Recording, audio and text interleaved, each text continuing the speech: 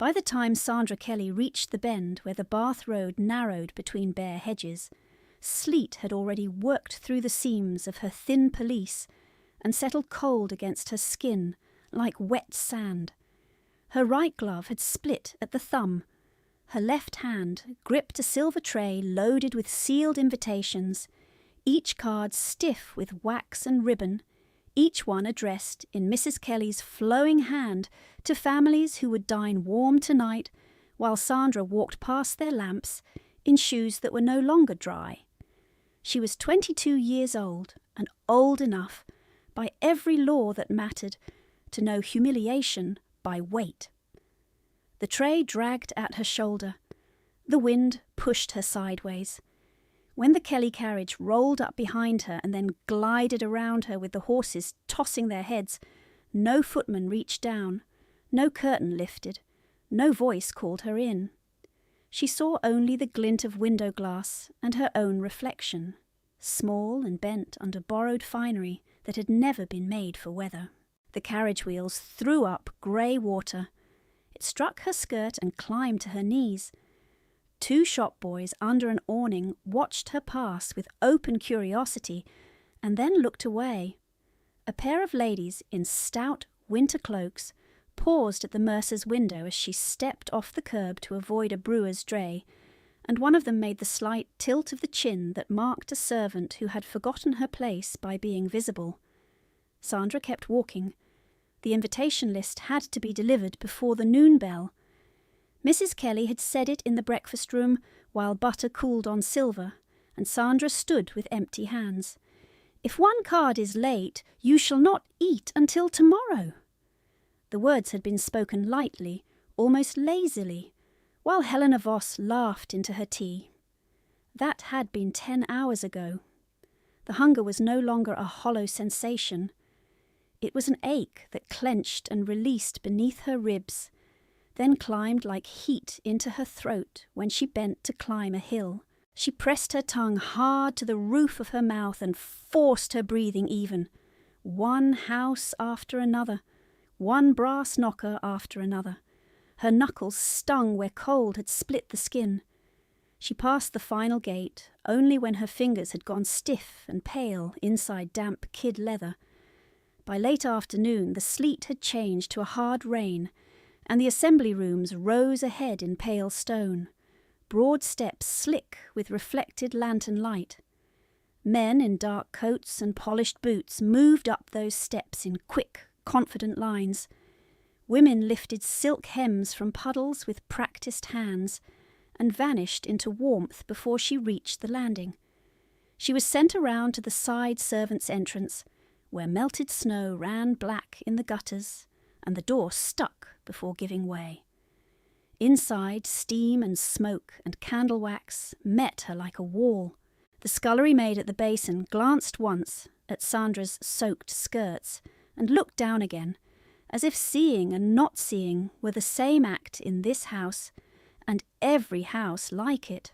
Sandra set the empty tray down, accepted a crate of crystal place cards, and carried it through the corridor to the great ballroom, where hundreds of candles waited unlit in branches high as trees.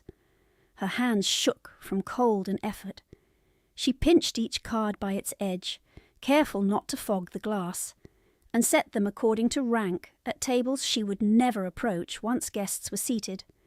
Dukes nearest the dais, earls in the second ring, widows of title placed where they could be seen and yet not challenged.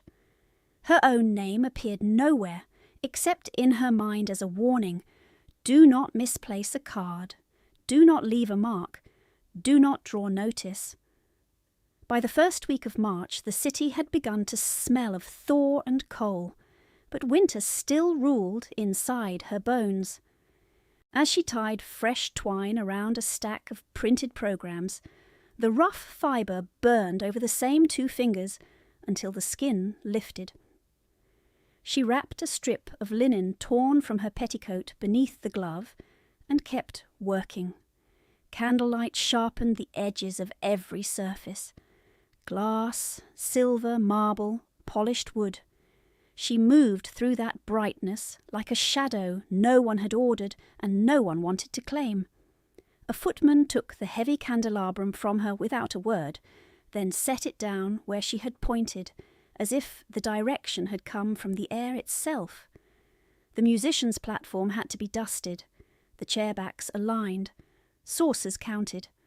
Her stomach cramped again when the kitchen doors opened, and the scent of broth swept through the hall. She did not turn her head. Hunger was dangerous when acknowledged. Hunger made hands careless. Mrs. Kelly arrived just as the first bell sounded from St. Swithin's, announced by the faint rustle of rose silk before she crossed the threshold. The gown was new. It moved like poured wine when she walked.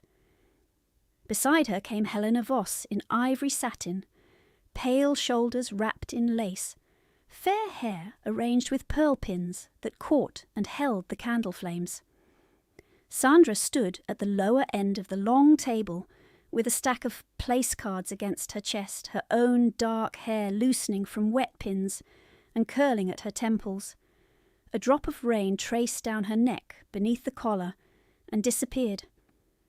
Mrs. Kelly saw it. Mrs. Kelly saw everything that might be used. She paused in the centre of the room where 3 patronesses were inspecting floral urns, then turned with a smile thin as a blade. Plain girls must be useful if they cannot be ornamental. The women laughed, not cruelly, not kindly, merely as people laugh when cruelty is framed as wit and served with confidence. Helena lowered her eyes in dutiful modesty and did not disagree. Sandra lowered her gaze and bowed her head exactly enough to mark obedience. The cards in her hands remained level. Her fingers bled through the linen wrap. She had once stood in this same room while her father argued over a quartet and pretended debts were storms that passed, if one ignored the clouds. He had been warm then, alive then, voice too loud, hand heavy on her shoulder when he introduced her to men who forgot her name by supper. Fever took him in 9 days. Creditors took the rest in 9 weeks. By the time snow melted that year, signatures had transformed orchards, fields, and rents into ledgers she had been too young to challenge and too female to defend.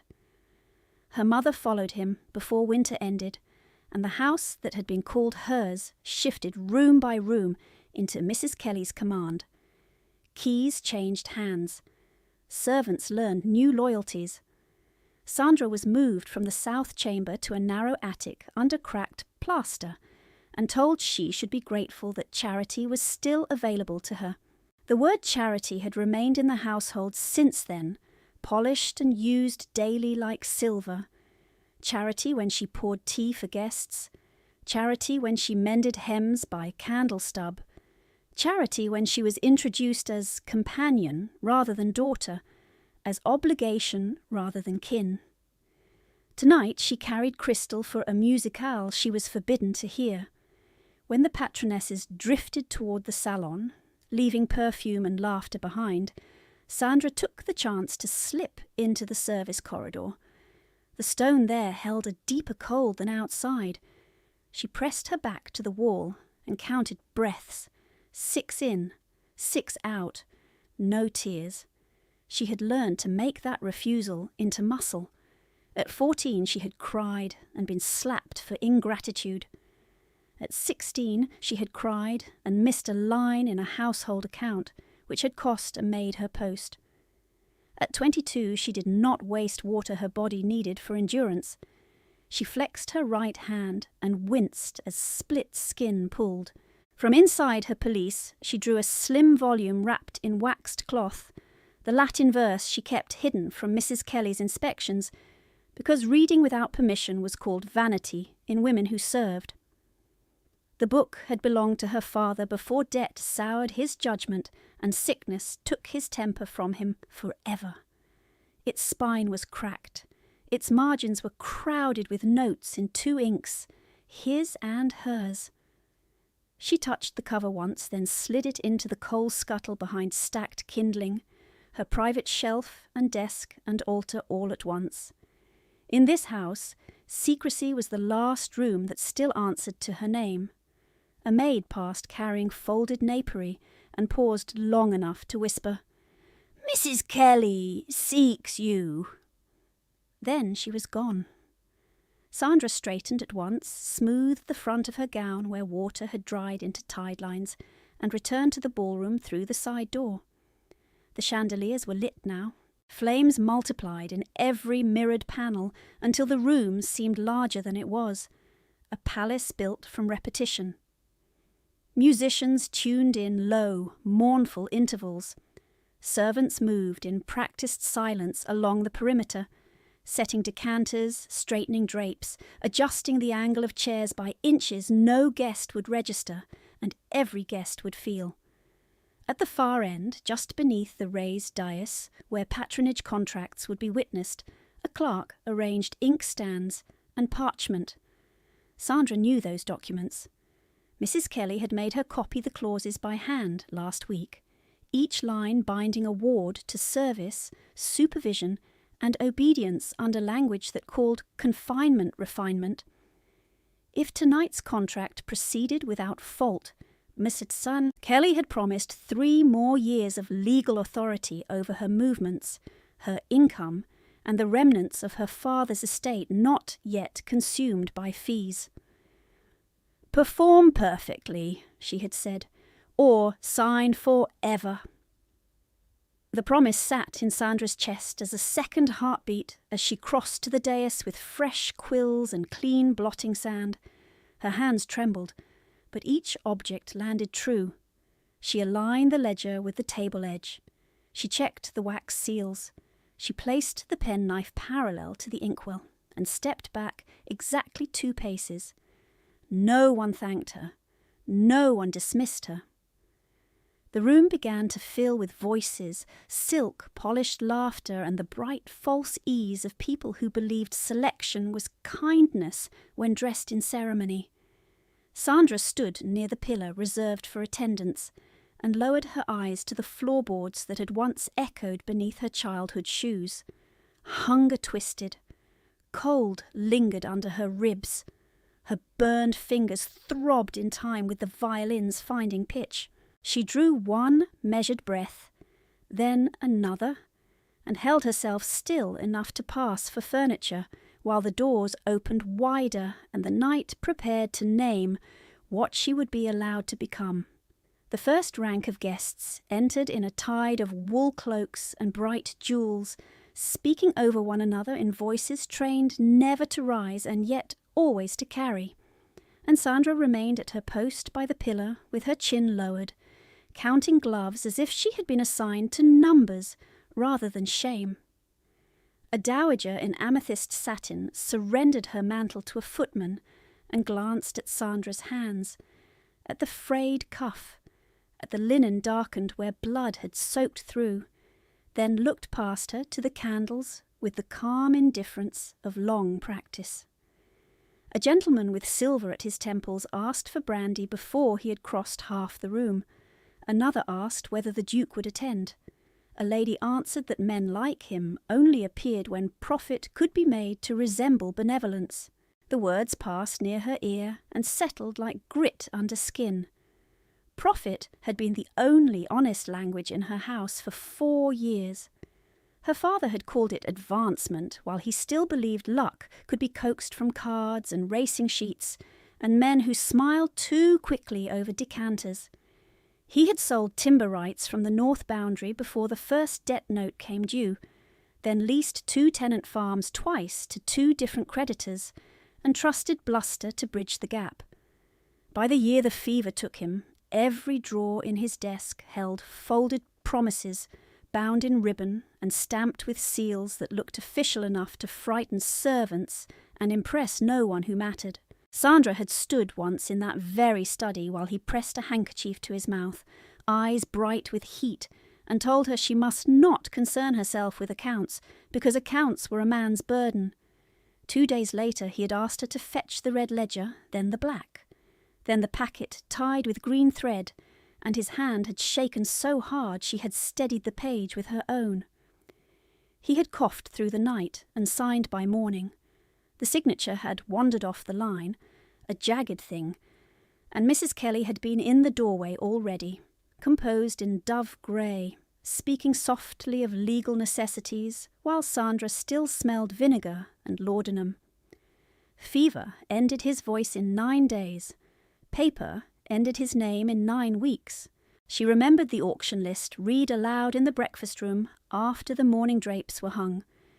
2 bays from the south stable, 3 silver tureens, 4 paintings from the upstairs gallery, 1 walnut escritoire with hidden drawers, 1 girl's dowry account to be reclassified pending guardianship review. She had not known then that she was the account. She knew it now each time a clerk set out ink. Across the ballroom a cluster of patronesses laughed near the musician's stand, and one of them lifted the printed programme Sandra had tied with those raw fingers, praising the quality of the ribbon while dismissing the hand that had cut and knotted every length. That hand throbbed at her side. Hunger curled again under her ribs. She kept her breathing steady and listened as the violins tested a phrase that her father had once whistled badly at breakfast, back when bread had been plentiful, and his ruins still wore the face of charm. When her mother died before that winter ended, the house changed less by decree than by temperature. Fires were lit later, candles were snuffed earlier. Doors that had stood open were closed, and less company required display. Mrs. Kelly did not seize control in one dramatic morning. She absorbed it piece by piece, key by key, instruction by instruction, until even old Davies at the stables asked her permission before buying lamp oil, and the cook learned to account for every egg in handwriting large enough to be audited. Sandra had watched that transfer from the threshold of rooms that once opened at her touch. The blue salon went first, repapered in a pattern her mother had disliked. The south chamber followed, its windows warmer than any in the house, reassigned to Helena Voss on the argument that youth should not be wasted in poor light. Helena had arrived as a protégée, then remained as favourite, then became family by repetition rather than law, and with each month she borrowed one of Sandra's former possessions and never returned it. The ivory-backed hairbrush with a crack near the handle, the pearl pins from Sandra's first season, the winter cloak lined in rabbit fur that had been altered at the shoulders and declared a better fit.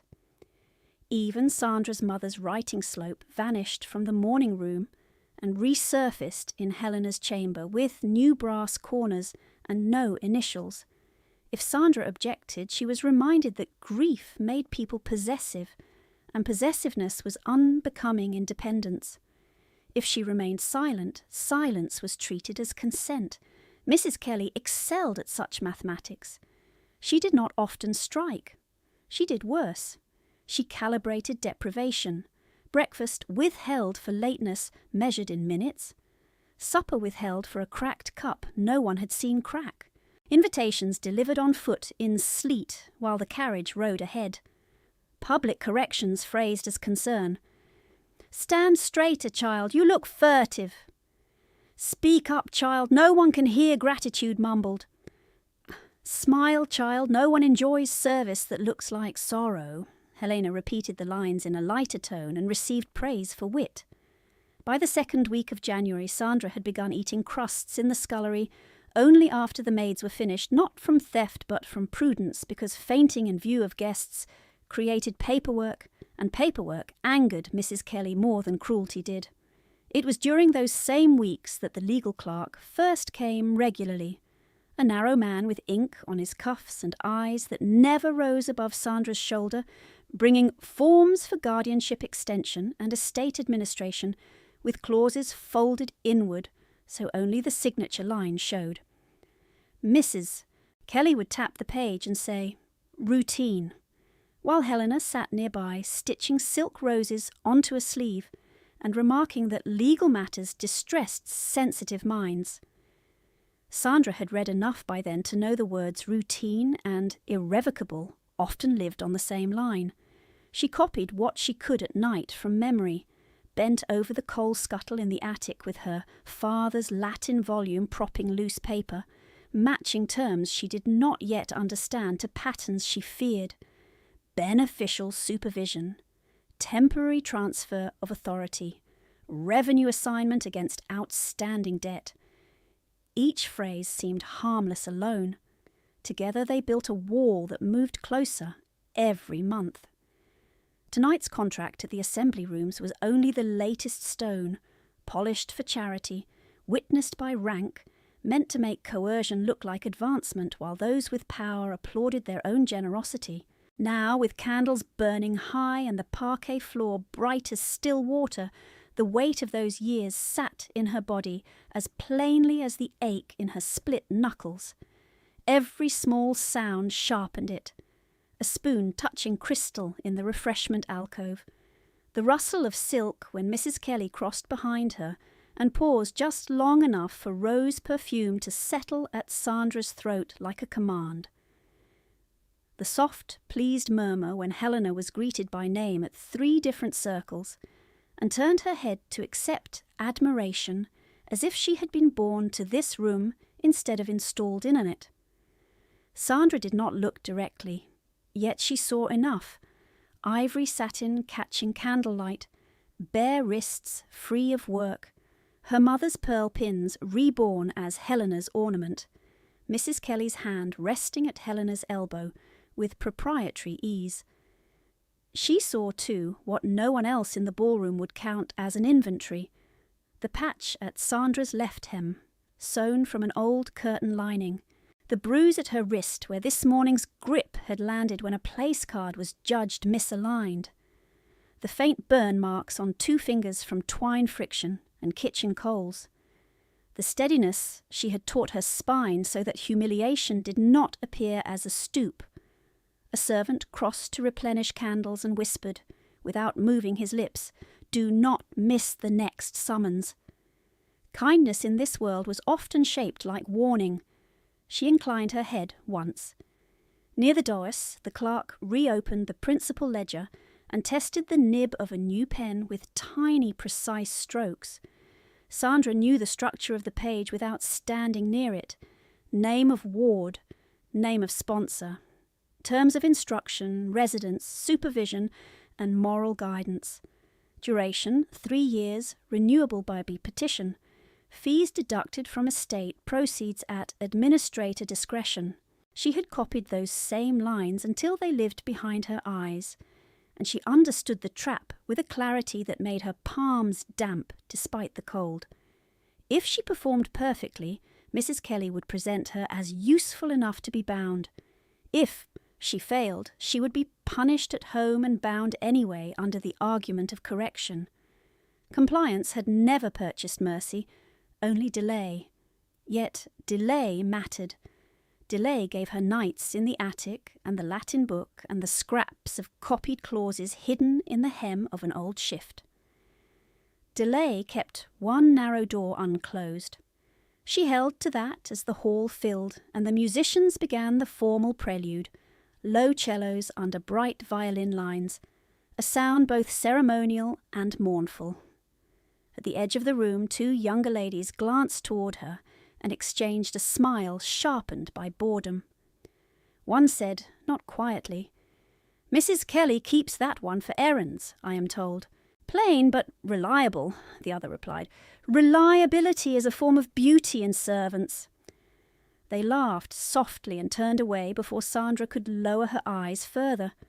Shame burned, then cooled into the familiar iron of endurance. She did not grant them flinching. She did not grant Mrs. Kelly tears.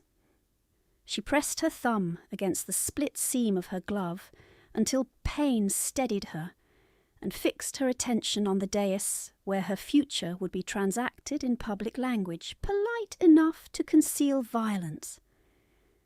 When the master of ceremonies struck the floor once with his staff and called for attendants to come forward with the selection ledger, Sandra stepped away from the pillar at once, every muscle obedient, every nerve awake, carrying years of theft and silence inside her, like a second skeleton no silk in the room could hide.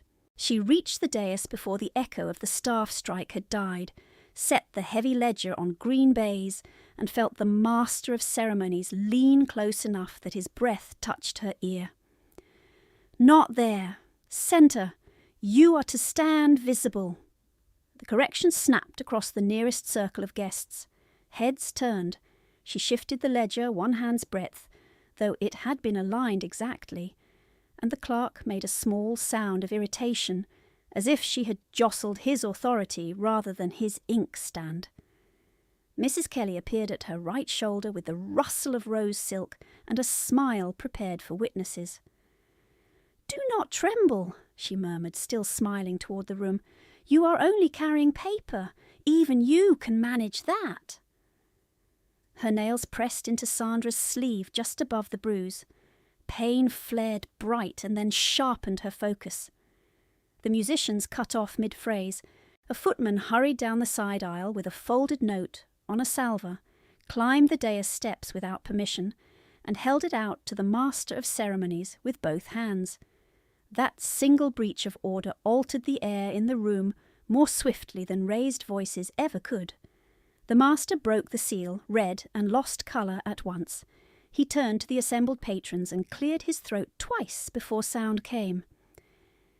"His Grace the Duke of Ravenshade has arrived."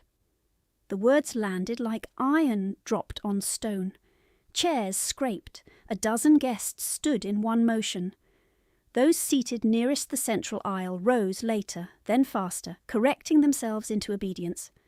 Sandra had heard his name in kitchens and carriage yards and whispered beside fireplaces that burned too low for comfort.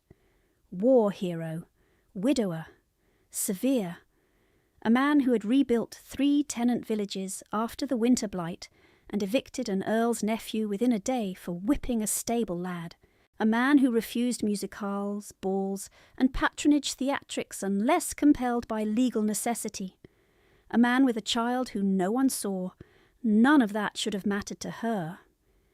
Yet the moment his title entered the hall, Mrs. Kelly's grip tightened to a punishing clamp, and Helena's fan-shaped lashes lifted with quick, bright calculation. He did not enter with flourish. He entered like weather, tall enough that the carved lintel seemed low above him, broad in black evening coat, cut plain beside all this ornament. Dark hair brushed back from a face too hard to be called handsome by people who preferred softness. His jaw looked carved from quarried stone. A pale scar touched the edge of his left temple and vanished into his hairline. The candlelight found no warmth in him. Even at distance his gaze was a direct force, cold as river water in January, measuring rank, exits, witnesses, and risk in one sweep. A younger officer in Ravenshade livery followed 2 steps behind and stopped when the Duke stopped. No one else moved. The Master of Ceremonies bowed so deeply his chains swung forward.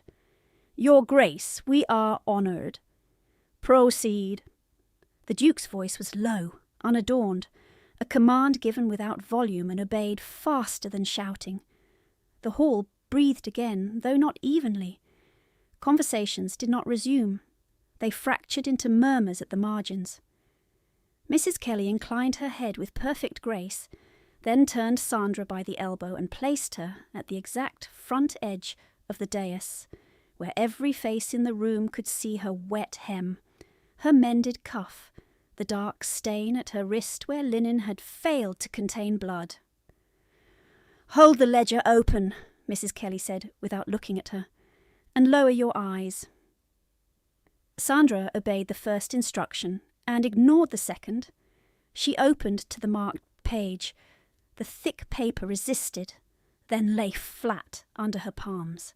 Her fingers left faint moisture near the binding. The clerk hissed through his teeth. Helena stepped into position beneath the chandelier's central blaze. Ivory satin pooled around her slippers, pearls bright against her throat. She did not look at Sandra. She looked at the aisle where the Duke stood, and her mouth settled into the modest, practised curve that conveyed gratitude before it had been earned.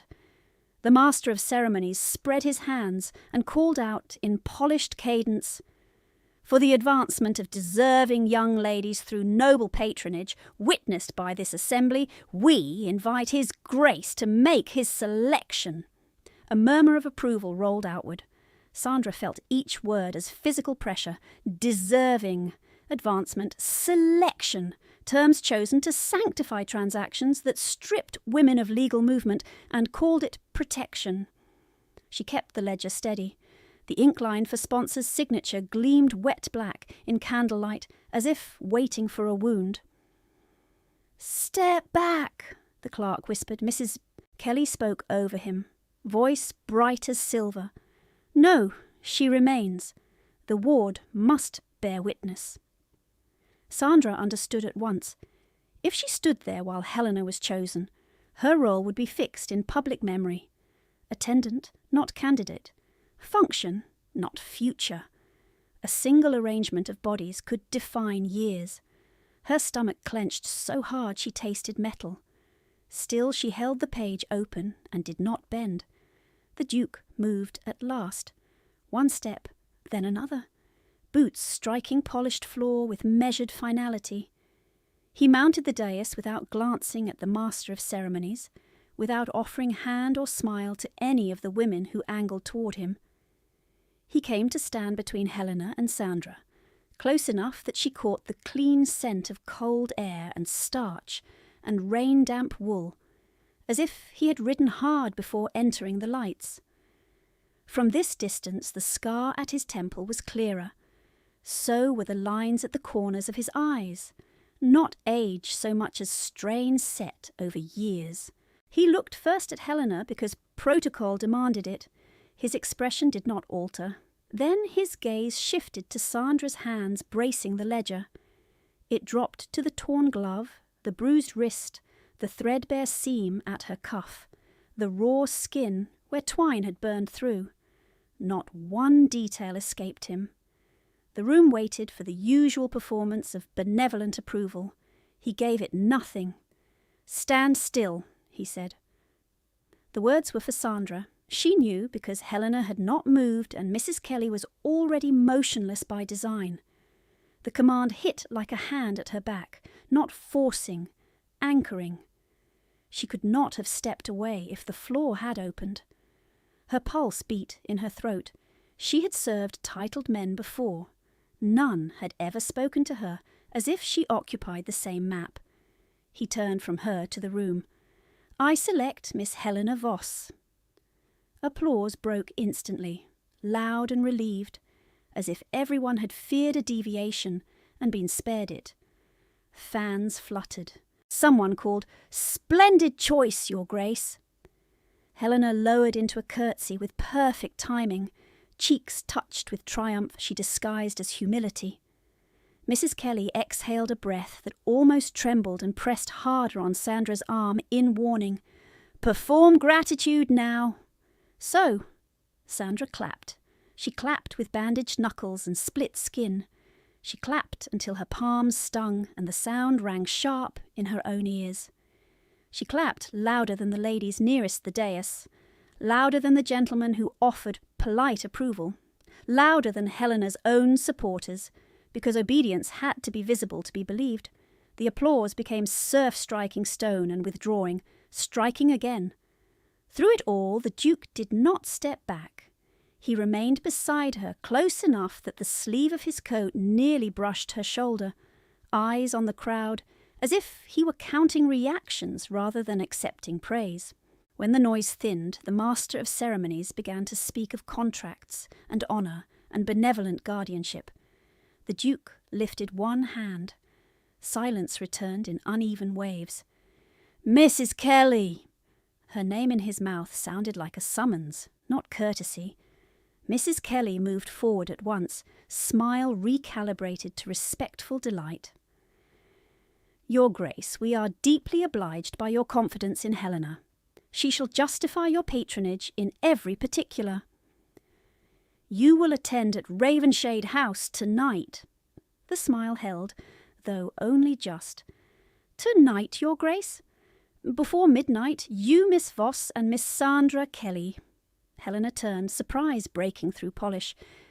"Miss Sandra, Your Grace?" His gaze shifted to her and remained there until she looked down. "She holds the household ledgers. She will witness execution." Mrs. Kelly recovered first. "Naturally. If Your Grace wishes clerical support, Sandra is quite competent with copywork." "I did not ask for copywork." The sentence was flat, final. It left no seam for argument. A faint flush rose under Mrs. Kelly's powder and disappeared again. Around them, people pretended not to stare and failed. Sandra felt the attention like heat across her face and throat. Why her? Why include her at all? Patrons did not summon unpaid companions to private contract tables unless there was some deficiency to expose or some task no one else would perform.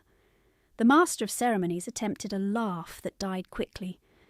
"A most thorough approach, Your Grace. Thoroughness is the soul of reputable charity."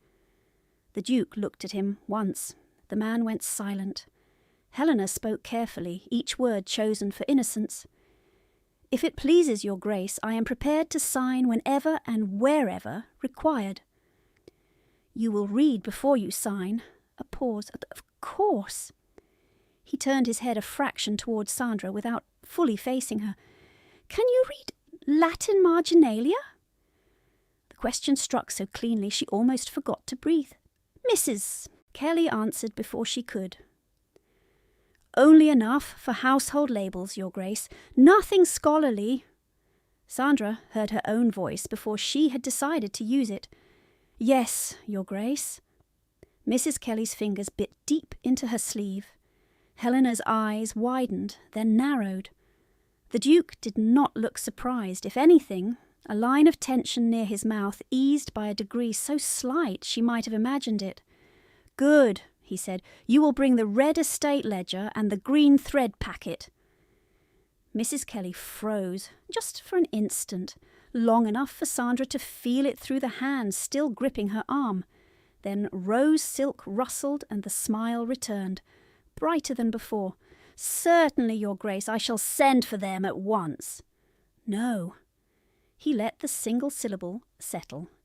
"You will carry them yourself." The clerk at the table dropped his penknife. It clattered across wood and spun off the edge to the floor. No one stooped to retrieve it. Sandra kept her face composed, but inside comprehension moved like a slow blade. The red ledger, the packet tied in green thread. Her father had asked for both, while fever burned him hollow. She had not seen either in years. Mrs. Kelly had always said they were mislaid in storage after probate. The Duke stepped back from the dais at last. The space he left felt abruptly colder. "My carriage waits at the east entrance. 10 o'clock.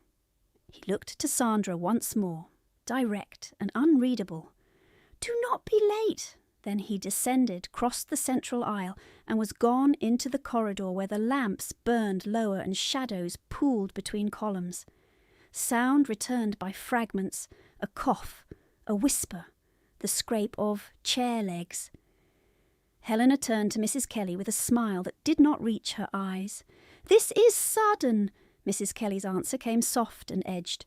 "Then we must be perfect." She pivoted to Sandra so swiftly the silk sleeves snapped against her wrist. "You heard His Grace. You will return home. You will change that disgraceful police. You will speak only when addressed. And if one word leaves your mouth tonight without my leave, I shall see you sent to the Northern Laundry by dawn." Sandra inclined her head. "Yes, Mrs. Kelly." But the command that held in her bones was not Mrs. Kelly's. "Stand still. Do not be late."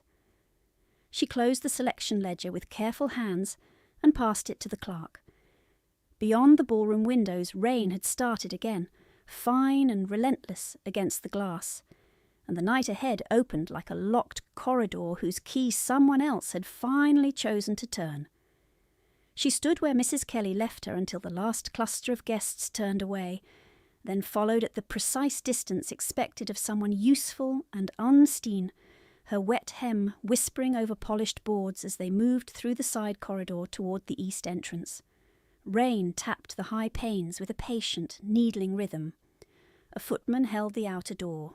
Cold struck her face at once. The Kelly carriage waited at the curb, lanterns burning low behind rain-streaked glass.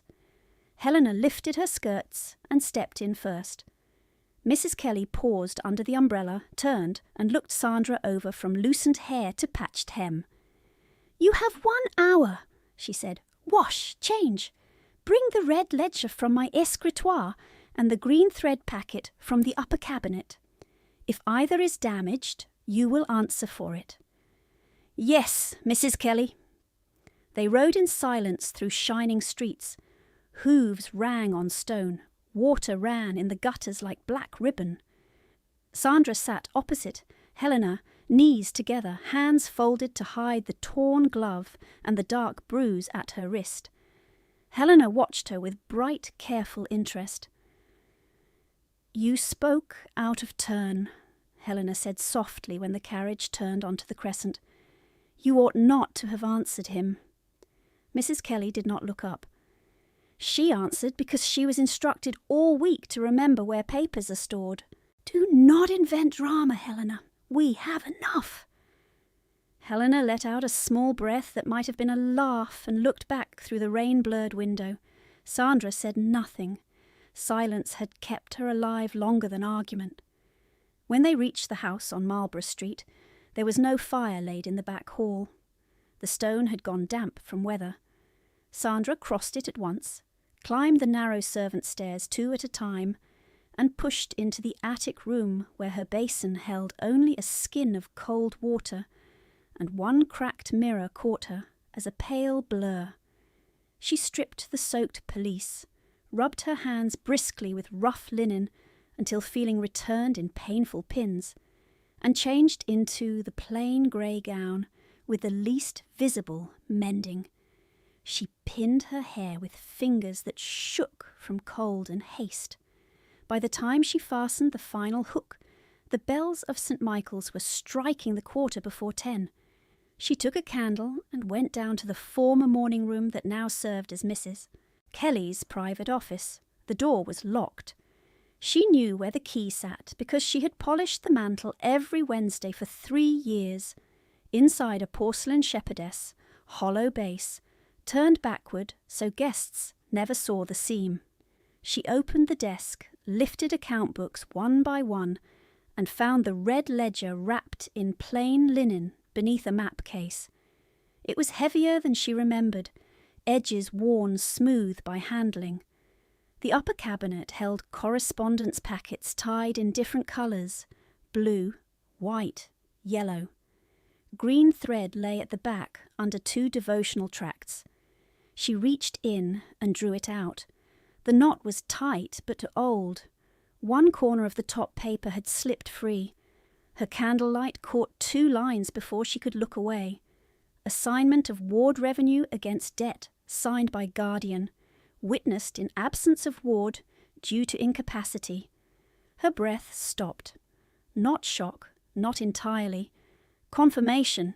She had copied fragments of this language by memory in the attic and prayed she was wrong. She was not wrong. "Are you stealing now?" Helena stood in the doorway, one hand on the frame, ivory gloves replaced with cream kid, travel mantle clasped at her throat. She had climbed the stair without sound. "Mrs. Kelly ordered me to fetch these," Sandra said. Helena stepped closer and glanced at the red ledger, then at the green thread packet. "You should not read what is above you." Sandra tied the loose corner tighter around the packet and met Helena's gaze once. "Then you should not ask what I have seen." Colour touched Helena's cheeks. Not embarrassment. Annoyance. "Take care. Tonight decides everything." "It already did," Sandra said, and moved past her before Helena could answer. The carriage was waiting again when she came down, Mrs. Kelly seized the red ledger, tested its clasp, then took the green packet and tucked it into her reticule with a motion too quick to be casual. "Late by 3 minutes," she said. "You will stand through supper." They drove north through rain and thinning traffic, past shuttered shops, past rows of dark townhouses where only upper windows held light, until the streets widened and the houses grew farther apart. Ravenshade House rose from the mist as if cut from the same weather. High stone facade, tall windows, no excessive ornament, iron gates already open to admit them. 2 lamps burned at the carriage sweep. A butler in black received them without flourish. "His Grace is in the west drawing-room," he said. "You are expected." The entrance hall smelled of beeswax and wet wool. No flowers, no cloying perfumes, just clean stone, banked fire, and order. Sandra's shoes left faint watermarks on the black and white tiles as she followed Mrs. Kelly and Helena past portraits in dark frames and a stair broad enough for 6 people abreast. Servants moved with quiet economy. No one stared at her torn glove. No one smiled either. They were shown into a long drawing-room where supper had been laid on a narrow table near the hearth rather than in a formal dining chamber. 3 places were set for guests, one for the Duke at the head, and a smaller setting farther down that remained untouched. A clerk arranged papers on a side table. Beside him stood an older woman with silver threaded through her dark hair, keys at her waist, gaze direct and unhurried. "Housekeeper," Sandra thought at once. The Duke entered from an inner door before anyone could speak. His coat had changed to dark blue. His cravat was plain. The scar at his temple looked whiter in lamplight. He acknowledged Mrs. Kelly and Helena with a brief inclination of his head, then looked at Sandra. "The documents!" She stepped forward, offered the red ledger first, then the packet. He took both without brushing her hand. His eyes flicked to her knuckles, where the linen had shifted and dried blood marked the edge. "You are hurt." "Only split skin, Your Grace." He handed the books to the clerk. "Sit," Mrs. Kelly answered, smooth and quick. "Sandra can stand, Your Grace. She is accustomed." "I was not speaking to you." The room went still. Sandra sat on the nearest straight-backed chair because refusal would have been theatre and she had no strength left for theatre. Heat from the hearth touched one side of her face. The other side remained cold. Supper arrived in quiet courses. Clear broth, bread, stewed pheasant. Sandra was not offered wine and did not expect it. She was given water and, after a pause that made Mrs. Kelly's mouth tighten, a bowl of broth as well. She thanked the footman softly and kept her eyes on her spoon. Conversation moved around her like a current she had to read for danger. Mrs. Kelly praised Helena's French and pianoforte accomplishments. Helena answered with modest denials, so polished they served as another form of boasting. The clerk asked procedural questions. The Duke replied in short sentences. Dates, clauses, names of witnesses. At no point did his voice rise. At no point did he drift. Halfway through the second course, a boy appeared in the doorway with no announcement and stopped as if uncertain whether to enter. He looked 8, perhaps 9, slight for his age, dark hair too long at the collar, nightshirt hidden under a small wool dressing gown. His face was pale in the firelight. He held a carved wooden horse by one wheel. The Duke rose halfway from his chair, then stilled, as if movement itself required decision. "It is late, Edmund." The boy did not answer. His eyes tracked to the hearth where logs had settled and a low flame licked around one side. His fingers tightened on the toy until his knuckles whitened. The housekeeper stepped toward him. "Master Edmund, come with me. Mrs. Davies has warm milk." He shook his head once, tiny, violent. Sandra lowered her spoon. She had never seen this child, yet she recognised the look at once. Not disobedience, overwhelm held rigid. "It is only the fire," Helena said brightly, too bright. "Surely he is not afraid of a drawing-room grate." The housekeeper's jaw hardened. Mrs. Kelly gave Helena a warning glance that arrived too late. The boy's breath shortened, shoulders rose, fell, rose again, fast, soundless. He took one backward step and hit the wall panelling with a hollow knock. The Duke crossed to him then, 2 quick strides. "Edmund, look at me." The boy's gaze did not leave the fire. He made a thin, trapped noise in his throat. The toy horse fell from his hand and struck the rug. A coal popped from the grate in the same instant, arcing outward. It landed near Mrs. Kelly's chair, where her reticule rested open on the floor beside her silk hem. She startled and kicked back. The reticule tipped. Papers slid free in a fan across the rug, green thread visible for one brief glaring second. A spark caught at the edge of her rose silk and climbed small but swift up the fold. Helena cried out. A footman lunged from the door and checked himself, blocked by chairs and bodies. Mrs. Kelly froze, staring down as if disbelief could smother flame. Sandra moved.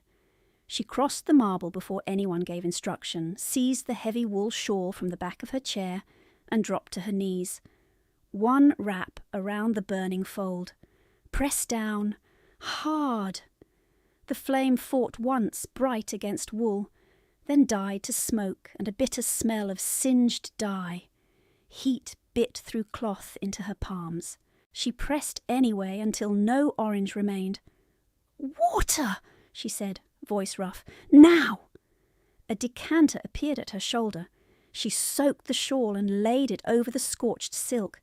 Mrs. Kelly breathed in ragged pulls, hand to throat, colour gone under powder. "My gown," she whispered. "You are not burned," Sandra said, without looking up. "Do not move yet." Her hands were shaking now, not from fear, from pain. She flexed her fingers once and saw the skin across 2 knuckles, reddening, rising. Across the room Edmund made a choking sound and folded in on himself, knees buckling. The Duke caught him under the arms before he struck the floor, but the boy was rigid, breath coming in sharp, shallow pulls that never emptied. The fire was out. The danger was done. Yet the child looked as though the room itself had become unlivable. Sandra rose and crossed to them. "Your Grace!"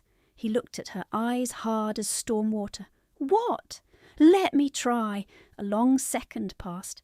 Then he released one arm's hold by degrees. "Do it!" She knelt on the rug directly in front of Edmund, careful to stay below his eyeline, palms open so he saw empty hands. "Edmund," she said softly, "I am Sandra. You do not know me. That is all right." His gaze flickered toward her and away, breath still too quick, shoulders trembling. "Listen to my voice." She pitched it low, steady, the way she had once read to her mother through fever nights. "We will count in a pattern, not numbers, words." No response. She began anyway. "Arma virumque cano," she said, clear and even. "Troiae qui primus ab oris." The syllables were old, measured, built to be spoken with breath controlled and full. Her father had taught her the line when she was 10, tapping meter on the table with a spoon. She had hated it then. She blessed it now. "Can you say one word with me?" she asked. "Arma." The boy's mouth opened, closed, opened again. "Ma." "Good." She did not smile. Smiles could feel like pressure. "Again."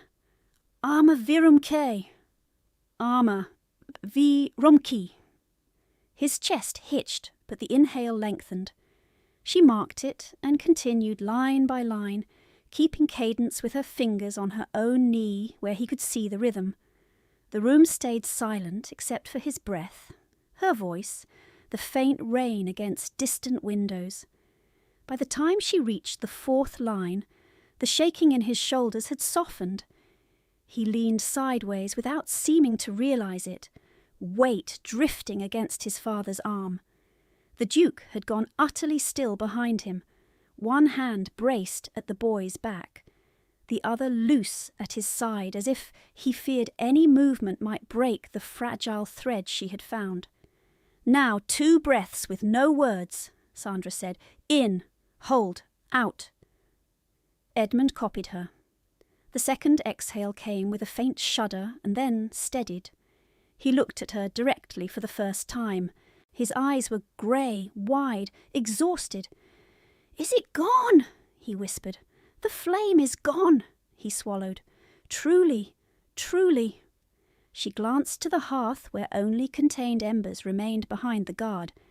"You may check from where you are. No one will make you stand." He nodded once and clutched the edge of his father's sleeve. The housekeeper came forward with a blanket and draped it around his shoulders. He did not resist. Only then did Sandra become aware of the burning in her own hands as more than background. It pulsed with each heartbeat. She tucked them into the folds of her skirt. The clerk had gathered scattered papers from the rug into a neat stack and set them on the side table, expression shuttered. Mrs. Kelly stood beside her chair, scorched hem hidden under wet wool, reticule clasped shut so tightly her knuckles blanched. Helena stared at Sandra as if seeing a language she did not speak. A minute passed. Then another. The long case clock in the hall struck once for the half-hour. The Duke lifted Edmund carefully. "Take him to the schoolroom," he said to the housekeeper. "No visitors." "Yes, Your Grace." As she led the boy out, he looked back over her shoulder towards Sandra and moved his lips around one silent word, "Armand." She inclined her head. He disappeared beyond the door. Sandra rose from the rug. The room swayed once. She set her palm against the chair back and waited for stillness. "Sit," the Duke said. She obeyed because her knees had begun to tremble. A footman appeared with a basin, clean linen and salve, as if summoned by thought. She realized then that the Duke was no longer by the hearth. He had moved to the far side of the room near the doorway, half in shadow, watching her with an expression she could not read and did not dare name. He had seen the whole of it, the flame, the papers, the boy, her hands, Mrs. Kelly found her voice first, thin with strain and pride at war. "A regrettable accident. I am grateful no serious harm was done." Sandra kept her gaze on the basin water clouding pink as she lowered her fingers into it. It stung so sharply she drew breath through her teeth. From the doorway the Duke spoke without raising his voice. "Nothing regrettable is ever accidental in my house." The linen in Sandra's hands went still. Mrs. Kelly recovered first because she always recovered first. She lifted her chin and drew the wet shawl tighter around the scorched portion of her gown, as if modesty, not panic, had compelled the gesture. "Your Grace, the household is unsettled. Miss Voss has had a fright. Your son has had one as well. Perhaps we should return to the papers when everyone is rested." "Sit down," the Duke said. He did not look at her when he said it. He was looking at the side table where the clerk had stacked the fallen documents. Mrs. Kelly remained standing for a heartbeat too long. Then she sat. Helena sat beside her, pale now under the powder, eyes bright and fixed on the same stack. The Duke crossed the carpet in 3 measured steps and turned to the footman. "No one enters. No one leaves this room without my word." "Yes, Your Grace." The door closed. The latch settled. Rain moved against the high windows in a steady hiss. Sandra kept her burned hands in the basin because lifting them hurt. The water had cooled. Pain sharpened anyway, bright and throbbing in the skin across her knuckles and palm. She told herself to breathe in counts as she had done for the child. In, hold, out.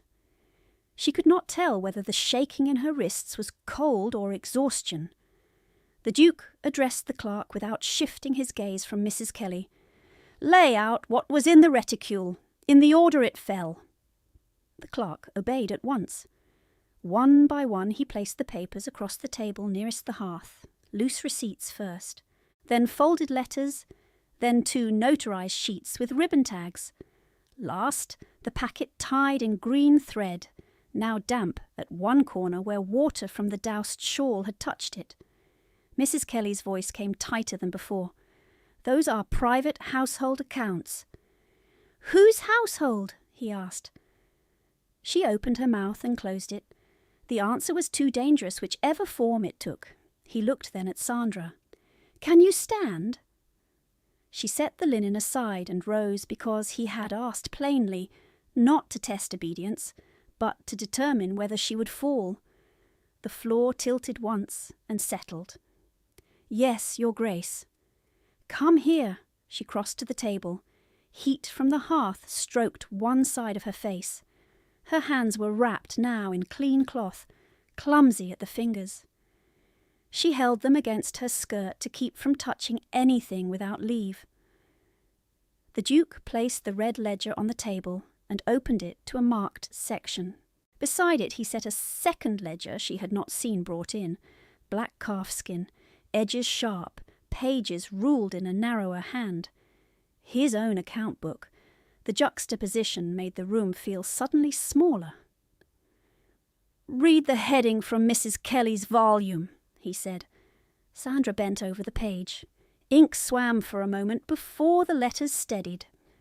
"Estate administration and ward maintenance disbursements." "And the line beneath it." Her throat tightened. She read anyway. "Revenue assignment against outstanding gaming obligations executed under emergency guardianship." Helena made a small sound. Mrs. Kelly spoke over it at once. "A historical entry, regularized long ago." The Duke turned one page in the black ledger. "Now read this heading." Sandra read. "Transfer receipts from Kelly guardianship accounts deposited to Ravenshade trustees pending dispute." Silence followed. It was not empty. It was pressure. Mrs. Kelly stared at the black ledger as though it had betrayed the natural order by existing. "I do not recognize that book." "You do," the Duke said. "You signed for the first transfer 18 months ago." "That is false." He slid a folded paper from inside the black cover and flattened it with 2 fingers. "Your signature, your seal, witnessed at Bath Magistrate Office by Mr. Pritchard and Mr. Lyle. Shall I send for them tonight, or will morning serve?" Her composure cracked at the edges. Those transfers were advisory only, temporary custodial movements, while title questions were unresolved. Title questions were resolved before Miss Kelly turned 21. Sandra felt the words as a physical jolt. She had known the date. She had counted toward it in the attic by candle stubs and hidden scraps. She had also learned that dates alone did not free women from paperwork designed to outlive them. Hearing him state it in this room with witnesses changed the weight of it. "Mrs. Kelly leaned forward. "Her majority does not erase filial duty. The estate required management she could not provide." "Then why alter the seals?" No one moved. Even the fire seemed to lower itself. The Duke lifted the green thread packet and held it out to Sandra. "Open it." She looked at Mrs. Kelly first without intending to. The older woman's face had gone very still, not shocked, calculating. Helena touched her sleeve and withdrew her hand again, as if the silk had burned. Sandra untied the knot with bandaged fingers that fought the thread. Inside were 6 documents, 2 copies, each of 3 instruments. One carried her father's wavering signature. One bore Mrs. Kelly's. One bore a seal stamped with her own initials in a form she had never authorized. "Read the attestation line on that one," the Duke said. Her mouth was dry. witnessed in absence of ward due to incapacity. Were you incapacitated? No, Your Grace, Mrs. Kelly cut in, voice sharp now. She was in hysterics after her mother's death. She could not be expected to attend to legal formalities. I acted to preserve the property from predatory creditors. Sandra heard the old script in it. Distress renamed incompetence, theft renamed preservation. She felt anger rise and did not let it change her expression. The Duke's gaze did not leave Mrs. Kelly. You filed the incapacity declaration 9 months after Lady Kelly's death. That is a clerical discrepancy. You used 3 different seal matrices across the same quarter. He tapped the packet lightly. 1 authentic, 2 recast. Helena whispered, Mama! Mrs. Kelly turned on her. Do not use that tone. The word hung in the air. Mama, not patroness, not guardian. The room registered it and held it. The Duke spoke to Helena without softness and without cruelty. Miss Voss, you will answer one question. Did you know these papers were in your mother's reticule tonight? Helena's lips parted, closed. She looked at Mrs. Kelly, then at Sandra, then down at her own gloved hands. I knew she carried contracts. I did not know which. That is not an answer. I did not know, she said, and this time the fear in it was unvarnished. He nodded once, as if slotting a fact into place. You will remain silent now. She obeyed.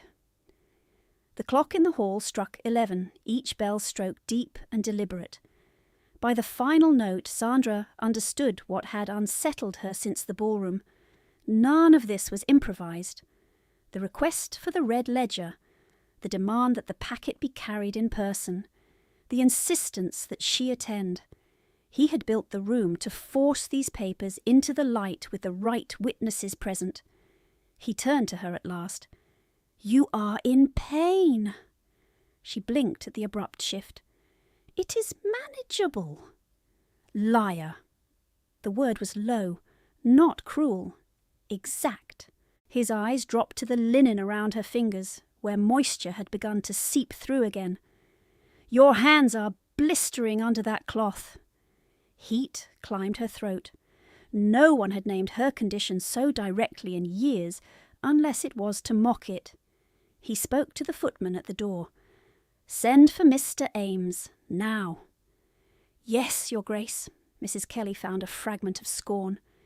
You summon a surgeon for singed skin while accusing a respectable widow on the basis of bookkeeping variance.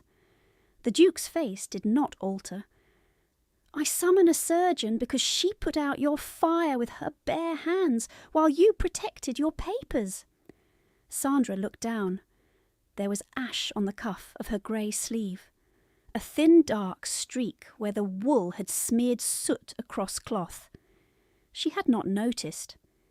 He shifted 1 step closer to her side of the table, not touching, near enough that she felt the heat of him through coat wool and the faint scent of rain that still clung to his sleeve. He did not seem to realize he had moved, or else he refused to move back. I watched from the doorway at the assembly rooms, he said, voice pitched for her, not for the others. You were given no supper before the event. You were made to stand with an untreated wound. You clapped until your palms split when I named another woman. You did not look at me once. Her pulse thudded hard. She had not known he had seen any of that. She had believed herself hidden in plain sight. Another servant shape among candles, he continued. I also watched you in this room. You crossed open flame without hesitation. Then you steadied my son when no one else knew how.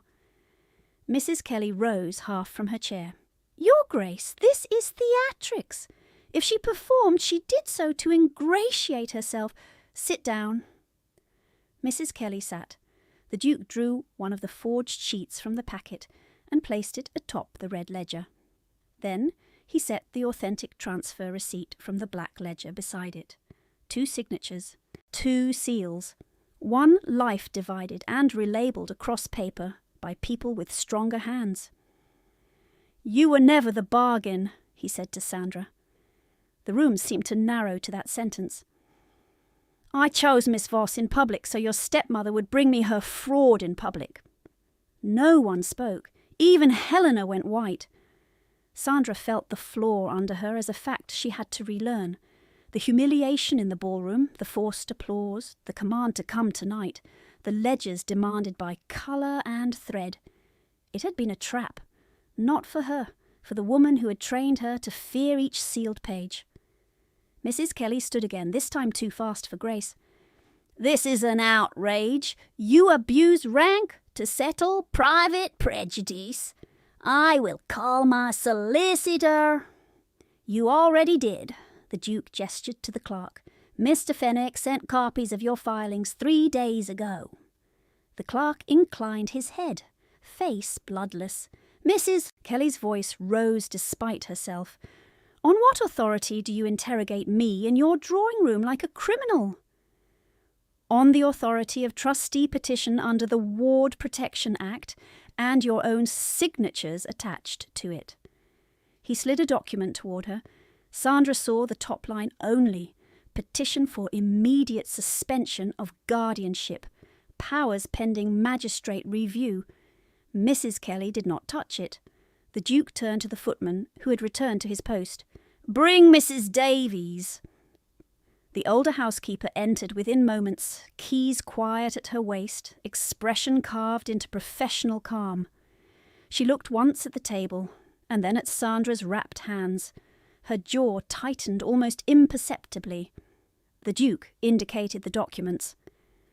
"Identify the signature book recovered from Mrs. Kelly's effects." Mrs. Davies stepped forward, examined the green thread packet, then looked at the red ledger's inner cover. "These were kept in the locked escritoire at Marlborough Street, second drawer. Miss Sandra was never permitted the key, though she was made to copy from dictated extracts." Mrs. Kelly snapped, "You have no standing to testify to what occurs in my house." Mrs. Davies met her gaze. "I have standing to identify what was entrusted to me for inventory when your maid was dismissed in January. I recorded the seal impressions at His Grace's instruction." Sandra stared at her. January. That was when the new maid had arrived and the old one had vanished without wages. She had assumed another economy. It had been evidence collection. The Duke spoke without looking away from Mrs. Kelly. "You will not touch her again." The sentence landed heavier than any raised voice. He did not say Sandra's name, yet she felt it directed through her like a drawn line. No ambiguity, no room for reinterpretation as courtesy. A knock sounded at the door. 3 measured raps. The footman opened. A compact, grey-haired surgeon entered with a leather case and bowed. "Mr. Ames, your Grace." "Her hands first," the Duke said. Mr. Ames approached Sandra and gestured to the nearest chair. "Miss, if you please." She sat. The surgeon unwound the linen with careful fingers. Cool air hit burned skin. Pain flared so sharply, her eyes watered. She blinked once and kept still. "Superficial burns," Mr. Ames murmured. "Painful, but clean. You acted quickly with water. That prevented worse." The Duke asked, "Will she retain full use?" "With proper dressing and no heavy work for several days, yes." "No heavy work," the Duke repeated, as if entering it into law. Mrs. Kelly gave a short, brittle laugh. "How touching! Are we to believe she has become indispensable overnight?" The Duke's gaze cut to her. "No. You are to understand that coercion ended the moment you crossed my threshold with forged instruments."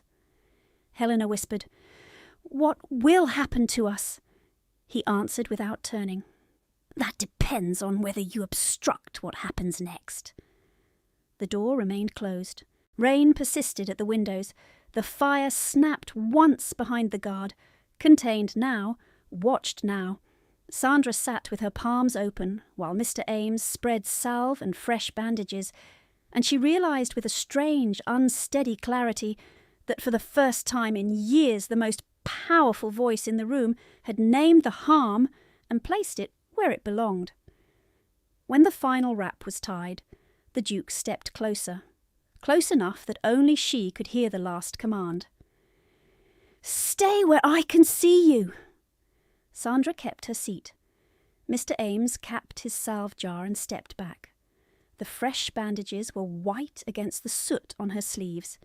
Pain still climbed and fell in pulses, but it had lost its sharp edge and settled into a steady burn she could endure. Mrs. Kelly watched those bandages as if they were an affront arranged for effect, while Helena watched them as if she had only just understood what hands were for besides gloves. At 11:15 the knock came again, heavier than a servant's courtesy. The footman opened the door to a magistrate in travelling cloak, rein at his shoulders, with 2 Bow Street officers behind him in plain dark coats. Water gleamed on the brim of the magistrate's hat. He removed it, bowed briefly to the Duke, and unfolded a document already blotted by weather. "Your Grace, we received Mr. Fenwick's packet and the trustee petition. I was asked to attend if the instruments were produced tonight."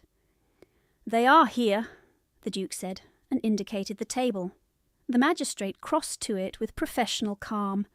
He read the headings, checked seals, compared signatures, and looked once to Mrs. Davies when he reached the copied inventory page. The housekeeper met his gaze and nodded. "I confirm my mark," she said, "and the cabinet location." Mrs. Kelly rose so abruptly her chair legs scraped the carpet. "This is prearranged malice. I will not be judged in a private drawing-room by men who dine together." The magistrate did not look offended. "You are not being judged here, madam. You are being served here. Judgment follows at hearing." He held out a second paper. "Interim suspension of guardianship authority over Miss Sandra Kelly, effective immediately. Prohibition on disposal, transfer, or encumbrance of Kelly estate assets, pending review." Her hand shook when she took the page. "Suspension is not guilt." "No," he said. "The forged seal allegation is guilt if proved. That is why these gentlemen are present." One of the officers stepped forward. "Mrs. Kelly, I must ask for the reticule and your key-ring." She clutched the bag against her skirt. "You cannot take my personal effects without inventory." "We will inventory in your sight," the officer said. "You may contest in writing tomorrow." Helena made a small, strangled sound. "Mamma, please!" The word broke whatever remained of Mrs. Kelly's poise. "Do not instruct me." The Duke did not raise his voice. "Miss Voss, stand aside." Helena stood. She moved 2 steps away from her mother and then stopped, hands rigid at her sides, eyes wet but dry-cheeked. She did not plead again. Sandra watched her and understood with bitter clarity that Helena had known the benefits and ignored the mechanism. She had enjoyed each theft, each room reassigned, each pin and cloak and book, and still she had not drafted the papers. Complicity could be shallow and still destructive. The officer repeated, "The reticule, madam." Mrs. Kelly surrendered it at last. The second officer received the key-ring. Brass and steel struck together with a sound Sandra had heard for years from the corridor outside locked doors. Tonight the sound carried a different meaning. The magistrate turned to Sandra. "Miss Kelly, do you affirm that you did not sign these incapacity attestations?" "Yes." "Did anyone explain to you that your majority had vested and that your guardian's authority should have ceased?" "No," Mrs. Kelly cut in, voice raw now, "because she could not manage the burden." Sandra lifted her bandaged hands. "I managed your burden while you named it mine."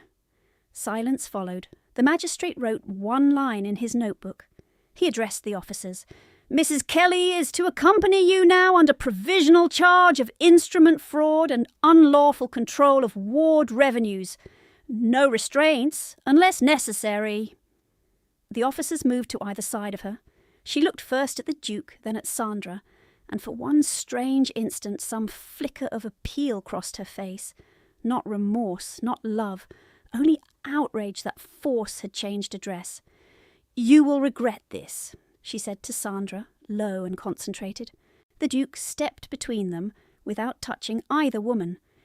"She will not hear from you except through court." Mrs. Kelly straightened, gathered what dignity she could salvage, and walked with the officers to the door. The magistrate followed with the seized reticule and the keyring wrapped in inventory cloth. Helena remained where she stood, face bloodless. The procession crossed the great hall and then the ballroom at Ravenshade House, where clerks, footmen, and the 2 witnesses summoned for the aborted contract had been waiting in strained silence. Heads turned as Mrs. Kelly passed. No one spoke. The same kind of eyes that had watched Sandra hold ledgers in Bath now watched Mrs. Kelly leave without one.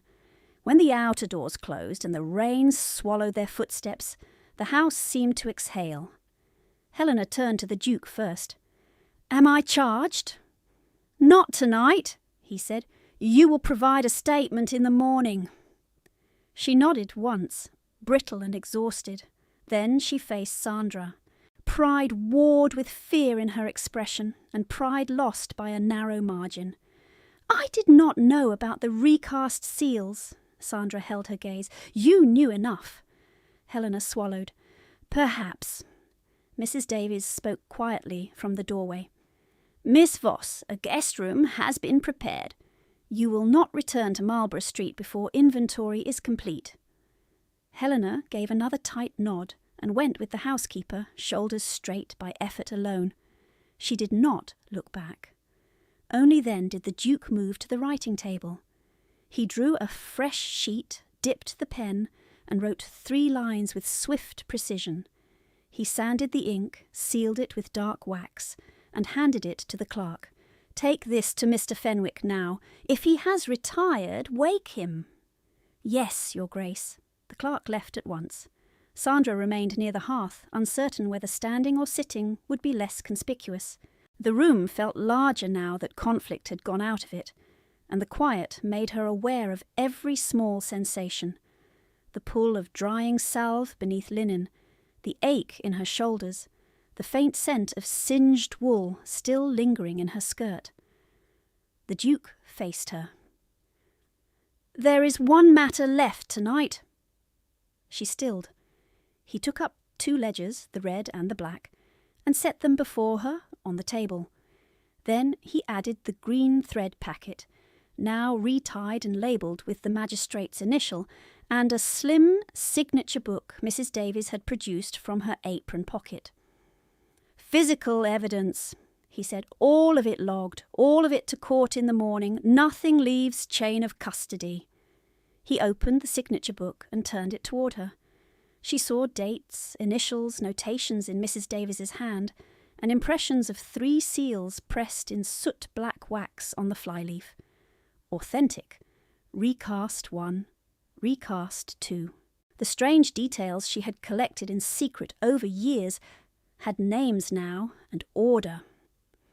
"I want you to see it recorded," he said. "I see it." He held her eyes for a long moment and then looked down, as if the next sentence required a different sort of control. "Your legal name, rooms, and income are restored under trustee protection at dawn. Mr. Fenwick will place the order before breakfast." The words landed slowly, each one heavy enough to resist belief. Restored. Rooms. Income.